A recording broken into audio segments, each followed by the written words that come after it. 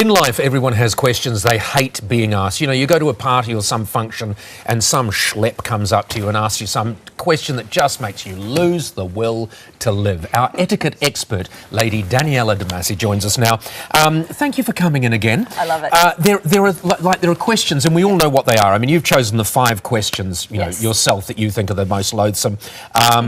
What are you going to do with your life? You know, those hideous open answer. I mean, people haven't got a right to ask you that question. No. Why don't you have a boyfriend? Why don't you have a girlfriend? Yes. When are you getting married? Why haven't you had a baby yet? Why haven't you retired? Who asks these questions? Everybody. What's happening is, I think, in situations where we might be meeting new people or seeing people that we, haven't seen for a little while, we get a little bit nervous, and some people haven't quite mastered the art of communication. And is it laziness, do you think? Yeah, I think definitely. Sometimes people just go and they just can't be bothered, so they stop talking about the weather. Yes. And then they ask one of these other inane personal questions. It is quite just a tiny bit of a step up from asking about the weather, but it just is lazy. Or they just sort of get a little bit anxious and want to fill that space, and they ask the first thing that comes into their mind. But although we all hate these questions, we've probably all been in the situation where we've asked the questions. They're on a great, as far as strategy is concerned and meeting people, talking with people, they're on the right path where to build rapport with someone, asking questions about them the other person is a perfect way to do that. They are the wrong questions.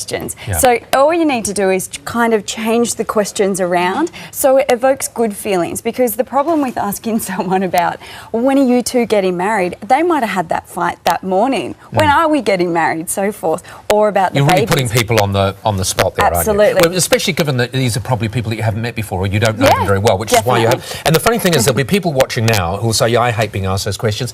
And we'll probably, ask if they're honest, will be asking them questions themselves.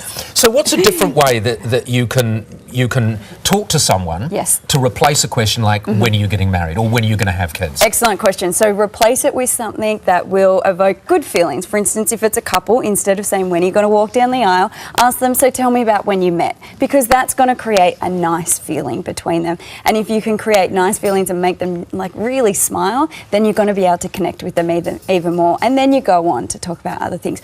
Or circumstantial questions, like if you're at a wedding, how do you know the couple? See, that's a good one. You're at a wedding, you're sitting at a table, they've put you next to someone, the only thing you know is the little napkin sign, and you say to them, how do you know the... Absolutely. Which is quite open-ended, it's not offensive, isn't it? Absolutely, and allow them to elaborate. I'm sitting here thinking, thank God I never go to weddings, because I just hate situations like that. Is that why you don't go to weddings? Idiots, aren't they? The other thing people have to know is there is an obligation on you if you go to something like that to actually make an effort, isn't there? Absolutely. And again, asking questions is a great way to do it. The perfect example is what are you going to do with your life, especially if you're talking to a teen or a younger student and so forth. They might not know, and it might be a lot of stress, or there might be a bit of push-pull happening in their family. Again, that might evoke bad feelings. So asking them, oh, you're still in school, what's your favourite subject? Because then they might be like, oh, science. And then you can engage them, be like, I loved science. Yeah. So and it's it'll be really just engaging much more entertaining for yourself and for the other people. Absolutely. Thank you so much for joining us. It's always good to come back. That is a good lesson for everyone. Excellent.